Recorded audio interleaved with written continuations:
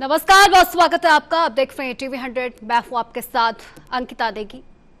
The Colin show का वक्त हो चुका है और आज इसमें शैडो एड का खौफनाक सच की बात करेंगे। वाशिंगटन के ओवल ऑफिस में इस समय बहुत बड़ा भूचाल मचा हुआ है। राष्ट्रपति डोनाल्ड ट्रंप की सबसे ताकतवर शैडो एड का खौफनाक सच। बेनकाब और अमेरिकी सियासत में वो नाम जिसने पूरे व्हाइट हाउस के जनरलों और कूटनीतिज्ञों की नींद हराम कर रखी है। अब दुनिया ये समझती है कि राष्ट्रपति भवन के फैसले पेंटागन, विदेश मंत्रालय और राष्ट्रीय सुरक्षा सलाहकार तय करते हैं। लेकिन हकीकत यह है कि अमेरिका की सत्ता के गलियारों पे एक 35 साल की महिला खड़ी है जो ट्रंप की हर एक सांस, हर एक ट्वीट और हर एक गोपनीय दस्तावेज को कंट्रोल कर रही है। सवाल यह है कि नताली हार्फ कौन है? वो महिला जिसे वाशिंगटन में द ह्यूमन प्रिंटर कहा जाता है। आखिर उसके इशारे पर अमेरिका का राष्ट्रपति भवन क्यों नाच रहा है? आज द कोलिन शो के स्पेशल एडिशन में हम अमेरिका की सबसे गुप्त कूटनीतिक दीवार, गुप्त उड़ानों के ड्रामे और ट्रंप के इस सबसे करीबी किरदार का पूरा कच्चा चिट्ठा खोलकर रखेंगे। कहानी शुरू होती है एक बेहद गुप्त और खौफनाक सुरक्षा अलर्ट से। तुर्की से जब डोनाल्ड ट्रंप को एक कथित ईरानी खतरे के बाद रातों रात सीक्रेट विमान से दूसरी जगह शिफ्ट किया जा रहा था, तो उस वक्त विमान में अमेरिका के शीर्ष जनरलों के साथ सिर्फ एक गैर सैनिक महिला मौजूद थी, Natalie half. Democratic senator John Osaf ने सीधा अमेरिकी संसद पे ट्रंप पर हमला बोल दिया। उन्होंने आरोप लगाया कि जब अमेरिका मुश्किल में होता है तब देश का राष्ट्रपति काम करने की बजाय नताली हार्फ के साथ समय बिता रहा होता है। अब इस बयान के आते ही वाशिंगटन में मानो परमाणु धमाका हो गया। व्हाइट हाउस की प्रेस सेक्रेटरी और ट्रंप के समर्थकों ने मीडिया और ओसाफ पर सीधा हमला बोल दिया और नताली के बचाव में पूरी फौज उतार दी। लेकिन सवाल यह है कि जितना व्हाइट हाउस इस कहानी को दबाने की कोशिश कर रहा है, ये विवाद उतना ही विकराल रूप क्यों ले रहा है? आखिर कौन है ये नताली हार्फ और कैसे एक आम लड़की व्हाइट हाउस की सबसे ताकतवर महिला बन गई? नताली हार्फ किसी रसूखदार राजनीतिक घराने से बिल्कुल नहीं आती है। वह बॉर्न कैंसर से पीड़ित थी। 2018 में डोनाल्ड ट्रंप की सरकार ने एक कानून पास किया था, राइट टू ट्राई लॉ, जिसने नताली को एक प्रायोगिक इलाज लेने की इजाजत दी और उसकी जान भी बच गई। नताली ने इसका पूरा श्रेय डोनाल्ड ट्रंप को दिया। ट्रंप की नजर उन पर पड़ी और उन्हें 2020 के रिपब्लिकन नेशनल कन्वेंशन में बोलने का मौका मिला। कैंसर सर्वाइवर से शुरू हुआ यह सफर वन अमेरिका न्यूज नेटवर्क के एंकर पद से होता हुआ सीधे 2022 में ट्रंप की पर्सनल कोर टीम तक पहुंच गया। और आज आलम यह है कि नताली सिर्फ एक असिस्टेंट नहीं है, वह ट्रंप की गेटकीपर बन चुकी है। अब सुनिए सबसे बड़ा और चौंकाने वाला खुलासा। नताली हार्फ व्हाइट हाउस के भीतर काम कैसे करती है? वह एक पोर्टेबल प्रिंटर लेकर ट्रंप के पीछे पीछे चलती है, चाहे मरीन वन हो, एयरफोर्स वन हो या ओवल ऑफिस। यानी कि ट्रंप के जितने भी तीखे और भड़काऊ सोशल मीडिया होते हैं, सोशल पोस्ट होते हैं, उनमें से ज्यादातर खुद नताली टाइप करती है। जब दुनिया भर के राष्ट्रीय अध्यक्षों और विदेशी नेताओं को सीधे ट्रंप से संपर्क नहीं मिल पाता, तो वे सीधे नताली हार्फ को फोन घुमा लेते हैं। यानी कि अगर आपको अमेरिका के राष्ट्रपति तक अपनी बात पहुंचानी है तो आपको वाशिंगटन की किसी जनरल, चीफ ऑफ स्टाफ से नहीं, बल्कि नताली हार्फ के पोर्टेबल प्रिंटर से होकर गुजरना होगा। व्हाइट हाउस के वरिष्ठ अधिकारी इस बात से अंदर ही अंदर उबल रहे हैं कि एक जूनियर एड बिना किसी संवैधानिक पद के राष्ट्रपति के फैसलों को प्रभावित कर रही है। विवाद तब और गहरा गया जब द न्यूयॉर्क टाइम्स ने एक सनसनीखेज रिपोर्ट छापी। रिपोर्ट के मुताबिक नताली ने ट्रंप को कई व्यक्तिगत नोट्स लिखे थे, जिनमें से एक में लिखा था, आप ही मेरे लिए सब कुछ है, और दूसरे में, उन्हें अपना रक्षक बताया गया था। हालांकि रिपोर्ट्स में किसी तरह के अनुचित संबंधों के कोई पुख्ता सबूत नहीं है। उनके परिवार और भाई का यह कहना है कि नताली ट्रंप को अपने पिता के समान मानती है और उनकी भक्त है। लेकिन असली मुद्दा यह नहीं है। असली मुद्दा यह है कि पावर ऑफ एक्सेस किसके पास है। अमेरिका का राष्ट्रपति क्या पढ़ेगा, कौन सी खबर उसके सामने रखी जाएगी और किसे राष्ट्रपति से मिलने की इजाजत होगी, ये सब अब एक ऐसी महिला तय कर रही है जिसकी कोई संसदीय जवाबदेही नहीं है। वाशिंगटन के गलियारों में छिड़ा यह पावर गेम केवल एक कर्मचारी की कहानी नहीं है। ये इस बात का सबूत है कि कैसे दुनिया की सबसे बड़ी ताकत का कंट्रोल रूम कुछ चुनिंदा पर्दों के पीछे चलाया जा रहा है। व्हाइट हाउस के भीतर छिपी यह शैडो पावर और सुपर पावर्स की कूटनीतिक चालबाजी सिर्फ एक विवाद नहीं, बल्कि ग्लोबल पावर स्ट्रक्चर का सबसे खौफनाक सच भी है। और आज shadow ad human printer gatekeeper Trump के इसी मुद्दे पर बात करेंगे द कोलिन शो में, क्योंकि दुनिया का सबसे अमीर शख्स, स्पेस एक्स से लेकर टेस्ला और एक्स तक का मालिक, जिसके एक इशारे पर अमेरिकी शेयर बाजार में भूचाल आ जाता है, आज वही एलन मस्क भारत की चौखट पर आकर पूरी तरह से पस्त हो चुका है।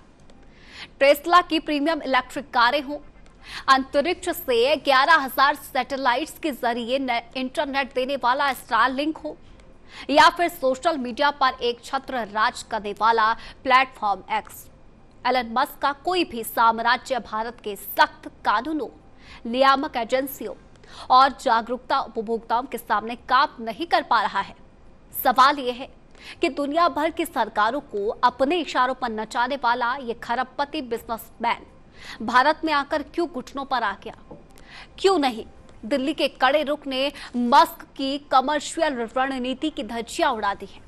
आज द कोलिन शो के स्पेशल सेगमेंट में हम खोलेंगे एलन मस्क के स्टारलिंक प्रोजेक्ट का पूरा सच, टेस्ला की फुसफसाती बिक्री का कड़वा गणित और भारत सरकार के साथ छिड़े सीधे आर पार के डिजिटल युद्ध की पूरी इनसाइड स्टोरी। अब बात शुरू करते हैं मस्क के सबसे महत्वाकांक्षी प्रोजेक्ट स्टारलिंक से। स्टारलिंक एक ऐसी सर्विस है जो बिना किसी टावर या केबल नेटवर्क के सीधे अंतरिक्ष में घूम रहे 11,000 से अधिक सैटेलाइट्स के जरिए जमीन पर लगे एक डिश एंटीना तक हाई स्पीड इंटरनेट पहुंचाती है। मस्क ने सोशल मीडिया पर दावा किया कि स्टारलिंक भारत के दूर दराज और ग्रामीण इलाकों के लिए वरदान साबित होगा, लेकिन भारतीय सुरक्षा एजेंसियों और टेलीकॉम रेगुलेटर ने इस प्रस्ताव को सीधे रेड सिग्नल दिखा दिया है। वजह कोई तकनीकी खामी नहीं है, वजह है राष्ट्रीय सुरक्षा और संप्रभुता। जरा याद कीजिए 2022 का यूक्रेन युद्ध, जब रूस ने यूक्रेन के पूरे कम्युनिकेशन नेटवर्क को तबाह कर दिया तो यूक्रेन की सेना और सरकार पूरी तरह स्टारलिंक पर निर्भर हो गई। लेकिन जब यूक्रेन ने ब्लैक सी में क्रीमिया के पास तैनात रूसी युद्धपोतों पर बड़ा ड्रोन हमला करना चाहा तो एलन मस्क ने अकेले फैसला लेते हुए स्टारलिंक की इंटरनेट कनेक्टिविटी बंद कर दी। यूक्रेन का हमला नाकाम हो गया और रूस बच निकला। इस घटना ने पूरी दुनिया को हिलाकर रख दिया। इसने साबित कर दिया कि एक प्राइवेट बिजनेसमैन के हाथ में इतनी ताकत है कि वह किसी भी देश के युद्ध और कूटनीति का रुख अपनी मर्जी से मोड़ सकता है। इसीलिए भारतीय विशेषज्ञों ने सरकार के सामने 3 बेहद कड़े और स्पष्ट बिंदु रखे हैं। पहला, स्टारलिंक का कंट्रोल हर परिस्थिति में भारत के पास रहेगा। मस्क अपनी मर्जी से इसे स्विच ऑफ नहीं कर सकते। दूसरा बिंदु भी हम समझने की कोशिश करते हैं, इस नेटवर्क का इस्तेमाल किसी भी गैर कानूनी या राष्ट्र विरोधी गतिविधियों के लिए नहीं होगा। और तीसरा, भारतीय यूजर्स का डेटा किसी भी विदेशी इंटेलिजेंस एजेंसी या फिर कमर्शियल फायदे के लिए शेयर नहीं किया जाएगा। जब तक मस्क इन शर्तों पर दस्तखत नहीं करते, भारत के दरवाजे स्टारलिंक के लिए बंद रहेंगे। और अब बात करते हैं मस्क के दूसरे बड़े ड्रामे की, टेस्ला। सालों तक भारत सरकार से इंपोर्ट ड्यूटी कम करने की मिन्नतें करने और सोशल मीडिया पर धमकियां देने के बाद जब टेस्ला आखिरकार भारत में अपनी गाड़ियां लेकर आया तो भारतीय बाजार ने मस्क का घमंड चकनाचूर कर दिया। आंकड़े और रिपोर्ट्स भी सुनिए। भारत में जब टेस्ला की 300 कारें इंपोर्ट करके लाई गई तो उनमें से 1/3 यानी कि लगभग 100 गाड़ियां शोरूम में खड़ी खड़ी धूल फाकती रह गई। शुरुआत में जिन लोगों ने टेस्ला की ब्रांड वैल्यू देखकर कारें बुक की थी, उन्होंने मस्क की मनमानी और अत्यधिक कीमतों से तंग आकर अपनी बुकिंग कैंसिल कर दी। नौबत यहां तक आ पहुंची कि मस्क को भारत में अपनी गाड़ियां निकालने के लिए भारी भरकम डिस्काउंट का सहारा लेना पड़ा। एलन मस्क समझता था कि सिलिकॉन वैली का टैग देकर भारतीय ग्राहक बिना सोचे समझे उसकी महंगी कारें खरीद लेंगे, लेकिन उसे अंदाजा नहीं था कि भारतीय ऑटोमोबाइल मार्केट बेहद प्रैक्टिकल और वैल्यू फॉर मनी पर काम करता है। टाटा, महिंद्रा और स्थानिक कंपनियों के मजबूत ईवी इकोसिस्टम के सामने टेस्ला का यह प्रीमियम दाम पूरी तरह से फ्लॉप साबित हुआ। लेकिन असली आर पार की जंग तो छिड़ी हुई है सोशल मीडिया प्लेटफॉर्म एक्स यानी कि स्वर्गीय ट्विटर को लेकर। हाल ही में एलन मस्क ने एक नया फरमान जारी किया। मस्क ने कहा कि जब भी किसी देश की सरकार एक्स को किसी पोस्ट या अकाउंट को हटाने का टेक डाउन नोटिस भेजेगी तो एक्स उस नोटिस को सार्वजनिक कर देगा ताकि यूजर्स को पता चल सके कि किस सरकार ने क्या हटाने को कहा है। भारत सरकार के पास देश की सुरक्षा, फेक न्यूज और सांप्रदायिक तनाव को रोकने के लिए सहयोग नाम का एक सेंट्रल ऑनलाइन पोर्टल है और इस पोर्टल के जरिए गूगल, मेटा और अन्य सभी इंटरनेट प्लेटफॉर्म्स को गैर कानूनी पोस्ट हटाने के निर्देश दिए जाते हैं। बाकी सभी टेक दिग्गजों ने भारत के कानून का पालन किया, लेकिन एलन मस्क ने इसे सेंसरशिप पोर्टल का नाम देकर भारत के नियमों को मानने से साफ इनकार कर दिया। मस्क खुद को फ्री स्पीच का मसीहा बताते हैं, लेकिन भारत सरकार ने साफ कर दिया कि अभिव्यक्ति की आजादी के नाम पर भारत की संप्रभुता और कानून व्यवस्था के साथ खिलवाड़ करने की इजाजत किसी भी विदेशी टेक कंपनी को नहीं दी जाएगी। वाशिंगटन और सिलिकॉन वैली में बैठकर पूरी दुनिया को अपनी जेब में समझने वाले एलन मस्क और उनके रणनीतिकार ये सुन ले कि ये नया और आत्मनिर्भर भारत है। यहाँ व्यापार होगा तो भारत की शर्तों पर और सिस्टम चलेगा तो भारत के संविधान और संप्रभुता के हिसाब से। अगर किसी टेक कॉरपोरेट ने भारत के कड़े रुख को हल्के में लेने की कोशिश की तो उसका अंजाम टेस्ला और स्टारलिंक जैसा ही होगा। एलन मस्क की भारत में बड़ी नाकामी देखने को मिली क्योंकि टेस्ला की जो कार बुकिंग थी वो कैंसिल कर दी गई थी। और अब बात अपने ही देश भारत की करेंगे, क्योंकि त्योहारों के मौसम से ठीक पहले देश की जनता पर क्यों फूटा ये महंगाई बम। एक दशक बाद फिर विदेशी चीनी खरीदने को क्यों मजबूर हुआ भारत, और एथेनॉल की सनक में मिठाई से लेकर आम आदमी की थाली का मिठास क्यों बिगाड़ दिया गया। जरा सोचिए, दुनिया का दूसरा सबसे बड़ा चीनी उत्पादक देश जो कभी पूरी दुनिया को मिठास बांटता था, आज उसी भारत को अपनी जनता का पेट भरने के लिए रोमानिया और ब्राजील से कच्ची चीनी मंगवानी पड़ रही है। सरकार ने रातों रात 100% इंपोर्ट ड्यूटी को जीरो कर दिया है ताकि 10 लाख टन चीनी बिना किसी टैक्स के भारत में पहुंचाई जा सके। सवाल यह भी है कि जो देश 2021 में 120 लाख टन चीनी दुनिया को एक्सपोर्ट कर रहा था, वो 10 साल बाद इंपोर्टर कैसे बन गया? किसने बिगाड़ा चीनी का गणित? और क्यों त्योहारों से पहले चीनी के दाम में 40% का आग लगाने वाला उछाल आ गया है? आज द कुलीन शो में इस सेगमेंट में हम उतारेंगे नीतियों के इस ढोंग का नकाब, खोलेंगे E20 पेट्रोल ब्लंडर की भी पोल और दिखाएंगे कि कैसे गैर जिम्मेदाराना बयानों के पीछे जनता के जख्मों पर नमक छिड़का जा रहा है। आखिर ये नौबत क्यों आई? आंकड़ों तथ्यों को जरा समझिए, क्योंकि इसके पीछे तो सबसे बड़े और भयानक कारण भी है। पहला कारण है कुदरत की मार। इस बार मॉनसून में 13% कम बारिश हुई और सब जानते हैं कि गन्ना पानी पीने वाली सबसे प्यासी फसल है।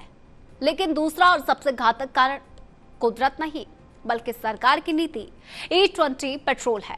सरकार ने बिना सोचे समझे गाड़ियों में 20% एथेनॉल मिलाने का ढिंडोरा तो पीट दिया, लेकिन इसका अंजाम क्या हुआ?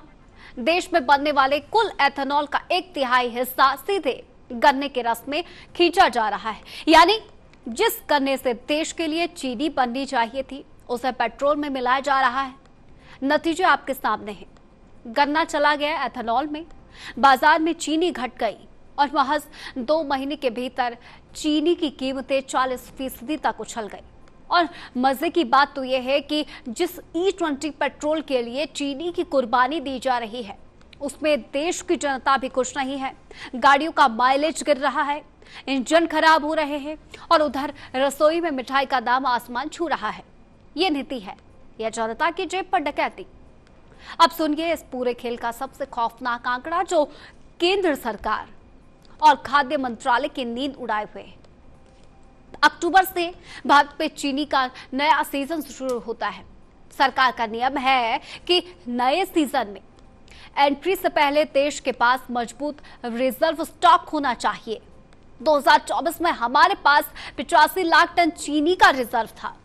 2025 में यह घटकर 50 लाख टन रह गया और 2026 में यानी इस साल यह आंकड़ा गिरकर मार्च 35 से 40 लाख टन पर सिमट गया है।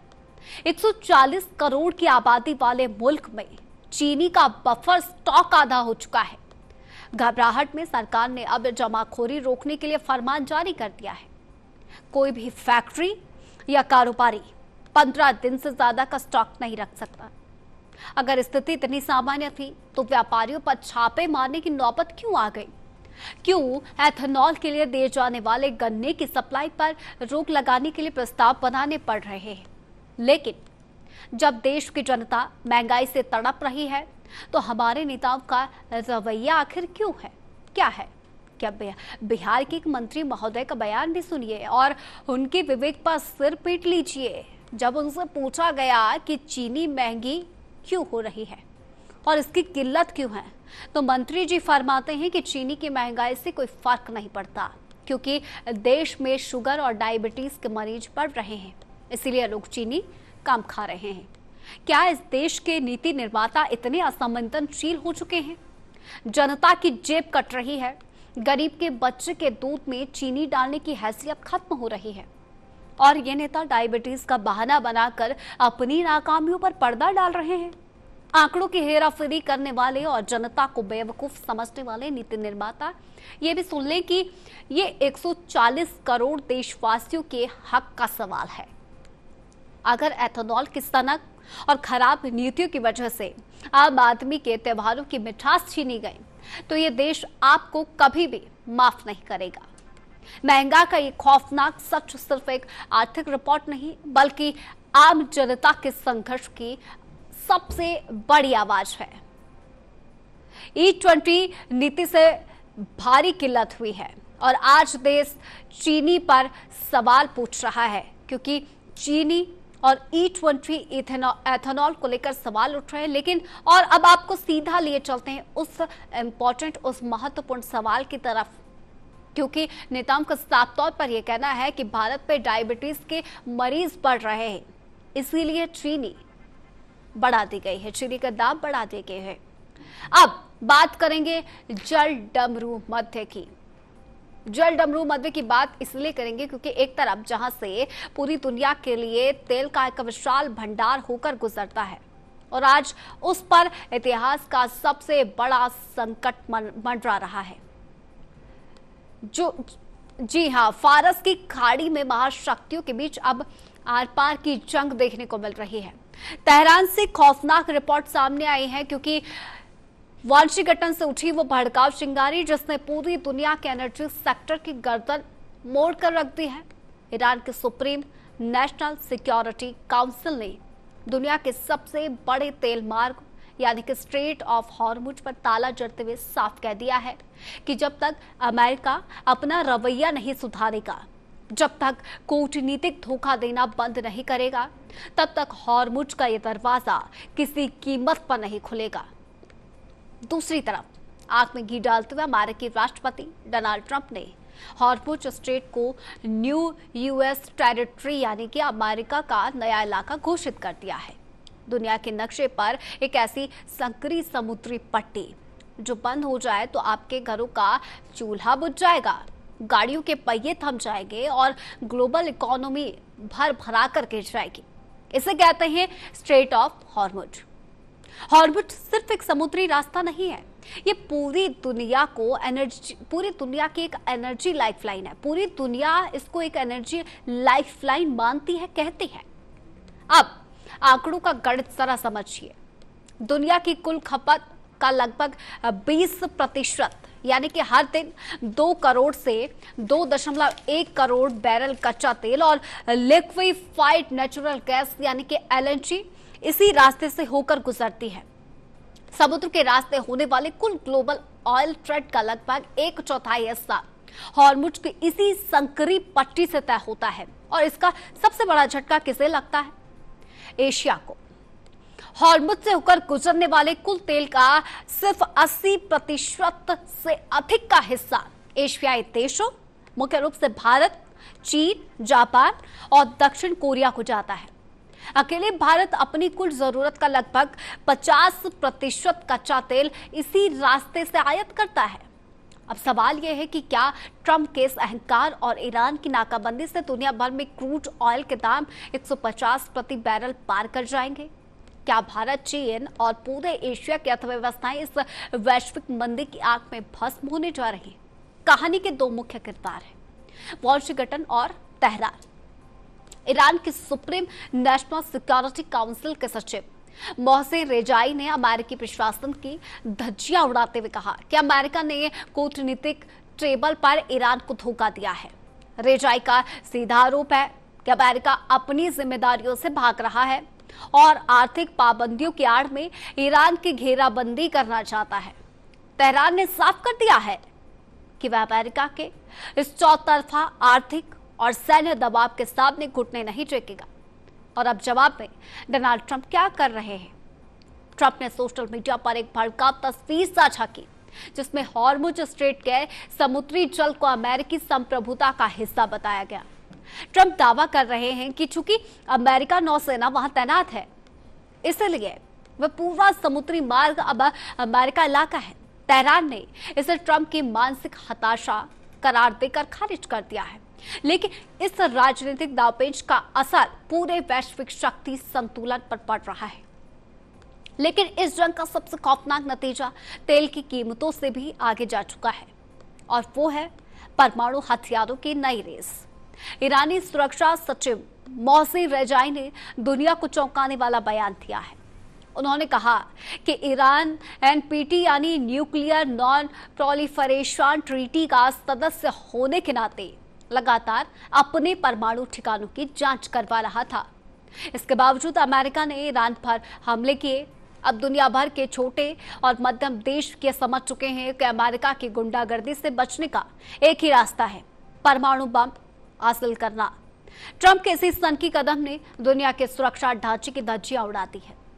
अगर कल को तुर्की, सऊदी अरब या अन्य देश खुद को न्यूक्लियर पावर बनाने की होड़ में कूद पड़े तो इसका जिम्मेदार सिर्फ और सिर्फ वांछित गठन होगा। अब समझिए कि हॉर्मुज का ये संकरा समुद्री रास्ता पूरी दुनिया के लिए इतना जानलेवा क्यों है। उत्तरी हिस्सा ईरान का है और दक्षिणी हिस्सा ओमान से सटता है। भारत, चीन, जापान और दक्षिण कोरिया जैसी बड़ी अर्थव्यवस्थाएं अपनी 70% एनर्जी जरूरतों के लिए इसी जल डमरू मध्य पर टिकी है। सोचिए, अगर तेहरान और वाशिंगटन की इस मूंछों की लड़ाई में हॉर्मुज पर ताला लग गया तो क्या होगा? अगर ये रास्ता एक हफ्ते भी पूरी तरह से ठप रहा तो अंतर्राष्ट्रीय बाजार में क्रूड ऑयल $150 प्रति बैरल का आंकड़ा पार कर जाएगा। भारत में पेट्रोल और डीजल के दाम रातों रात आसमान छूने लगेंगे। ट्रांसपोर्ट ठप पड़ जाएगा, महंगाई पूरी तरह से बेकाबू हो जाएगी और एशिया का मैन्युफैक्चरिंग सेक्टर ठप पड़ जाएगा। ईरानी राष्ट्रपति मसूद पशकियान हालांकि कह ये रहे हैं कि वे जंग नहीं चाहते और बातचीत के रास्ते खुले हैं, लेकिन ट्रंप के इस अहंकार के सामने कूटनीति पूरी तरह दम तोड़ चुकी है।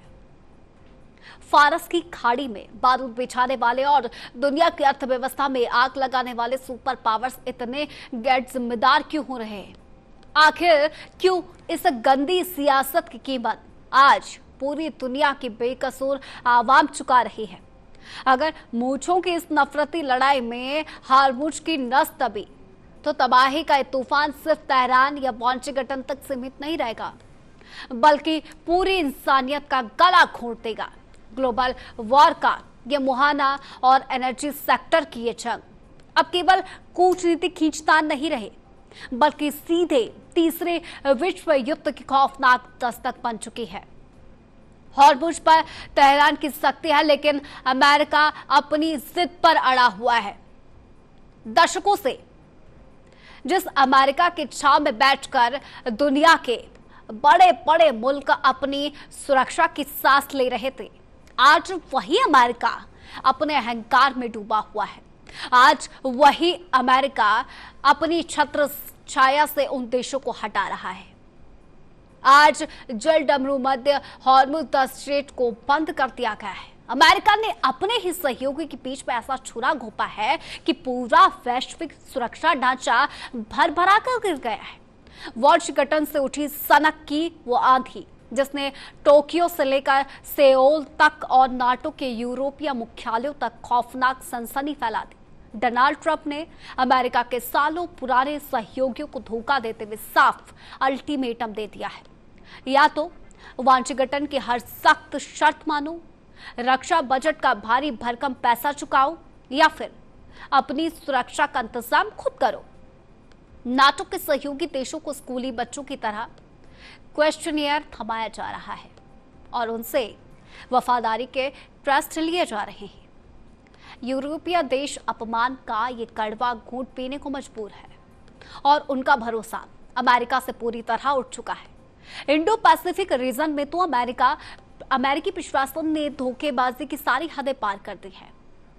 दक्षिण कोरिया के साथ होने वाली 10 दिनों के विशाल संयुक्त सैन्य डील को उत्तर कोरिया के तानाशाह किम जोंग उन को खुश करने के लिए आखिरी वक्त पर आधा काट दिया गया, लेकिन तानाशाह किम जोंग उन को ट्रंप के इस लाचारी और चापलूसी से कोई फर्क नहीं पड़ा।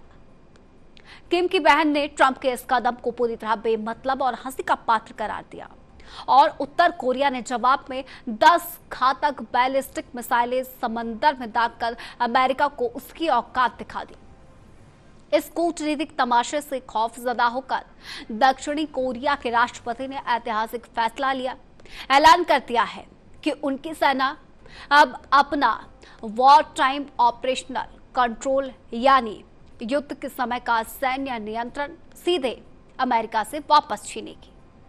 1950 के कोरियन वॉर के बाद से ये अजीबोगरीब समझौता चला आ रहा था कि जंग छिड़ने पर दक्षिण कोरियाई सेना की कमान अमेरिकी जनरल संभालेंगे, लेकिन अब सेओल ने समझ लिया है कि वाशिंगटन की कठपुतली बने रहना अपनी ही बर्बादी के परवाने पर दस्तखत करना है। जापान की हालत भी वाशिंगटन के इस रवैये से बेहद नाजुक हो चुकी है। जिस जापान की सुरक्षा का जिम्मा उठाकर अमेरिका ने वहां 60,000 सैनिक तैनात किए थे, वहां से ट्रंप अब सेना हटाने की खुली धमकियां दे रहे हैं। हद तो तब हो गई जब ट्रंप ने पूरे इंडो पैसिफिक क्षेत्र को भगवान भरोसे छोड़कर अपना परमाणु विमान वाहक पोत यूएसएस जॉर्ज वाशिंगटन वहां से हटाकर मध्य पूर्व भेज दिया। साल 2001 के बाद इतिहास में पहली बार ऐसा हुआ है जब इंडो पैसिफिक रीजन में एक भी अमेरिकी जंगी जहाज मौजूद नहीं है। अमेरिका की इस खुली दगाबाजी से सबक लेते हुए जापान ने अपने इतिहास का सबसे बड़ा 57 बिलियन का रिकॉर्ड रक्षा बजट घोषित कर दिया है। जापान अब अपनी जीडीपी का 2% हिस्सा सेना पर खर्च करेगा और देखते ही देखते दुनिया की तीसरी सबसे बड़ी सैन्य शक्ति बनने जा रहा है। ठीक यही राह पकड़ते हुए दक्षिण कोरिया ने अपना रक्षा बजट 47 बिलियन तक बढ़ा दिया है और फिलीपींस ने भी अपनी सेना को मजबूत करने के लिए 5 बिलियन से ज्यादा का फंड झोंक दिया है। सवाल ये उठता है कि क्या दशकों पुरानी अमेरिकी सैन्य निर्भरता को रातों रात खत्म किया जा सकता है? इसका जवाब है बिल्कुल नहीं। और यही वजह है कि अब एशियाई देश अमेरिका की तानाशाही से निकलकर नए, मजबूत और बराबरी वाले साझेदार तलाश रहे हैं। भारत और जापान के बीच मिलकर जंगी जहाज बनाने और अगली पीढ़ी के एडवांस हथियार तैयार करने के लिए ऐतिहासिक रक्षा समझौतों पर दस्तखत हो चुके हैं। फिलीपींस और इंडोनेशिया जैसे मुल्क अब भारत से ब्रह्मोस सुपरसोनिक क्रूज मिसाइलें खरीदकर चीन और अमेरिका दोनों की दादागिरी को करारा जवाब दे रहे हैं। डोनाल्ड ट्रंप, जिसे अमेरिका की जीत समझ रहे हैं, असल में वो वॉशिंगटन के वैश्विक वर्चस्व का अंत है। अमेरिका ने अपने ही दोस्तों को दरकिनार करके खुद को पूरी दुनिया में अकेला और अलग थलग कर लिया है। वैश्विक जंग का ये मुहाना और सुपर पावर्स का एक खौफनाक खेल सिर्फ दो देशों का विवाद नहीं, बल्कि महाशक्तियों के विनाश और तीसरे विश्व युद्ध की सबसे खौफनाक दस्तक बन चुका है। ट्रंप के अल्टीमेटम के बाद क्या ये देश रुकेंगे? आज द कोलिन शो में इसी पर चर्चा करेंगे, क्योंकि वॉशिंगटन से लेकर तेहरान तक, बीजिंग से लेकर टोक्यो तक दुनिया की महाशक्तियों के बीच सत्ता का सबसे बड़ा खेल चला हुआ है कि आखिर सबसे शक्तिशाली देश कौन सा है। और कहीं पर शैडो पावर राष्ट्रपति के फैसलों को प्रभावित कर रही है, कहीं स्टारलिंक और टेक्नोलॉजी के जरिए संप्रभुता की परीक्षा हो रही है, कहीं चीनी की महंगाई आम आदमी की रसोई की मिठास छीन रही है, और कहीं हॉर्मुज की एक संकरी पट्टी पूरी दुनिया की अर्थव्यवस्था की सांस रोकने की स्थिति में पहुंच चुके। सबसे बड़ा सवाल अब ये नहीं है कि दुनिया की सबसे बड़ी ताकत कौन है, सबसे बड़ा सवाल ये भी है कि कल की दुनिया की ताकत तय कौन करेगा? सरकारें, सेनाएं, कॉरपोरेट, या फिर वो पर्दे के पीछे बैठे चेहरे जिनका नाम सुर्खियों में नहीं आता, लेकिन फैसलों पर असर जरूर दिखाता है। क्योंकि इतिहास गवाह है कि जब सत्ता, पैसा और तकनीक के साथ हथियार एक ही दिशा में बढ़ते हैं तो सिर्फ सरकारें नहीं बदलती, पूरी दुनिया का नक्शा बदल जाता है। दुनिया की हर परत, हर चाल और हर छिपे हुए चेहरे का सच लेकर द कोलिन शो फिर लौटेगा। तब तक आप देखते रहें टीवी 100।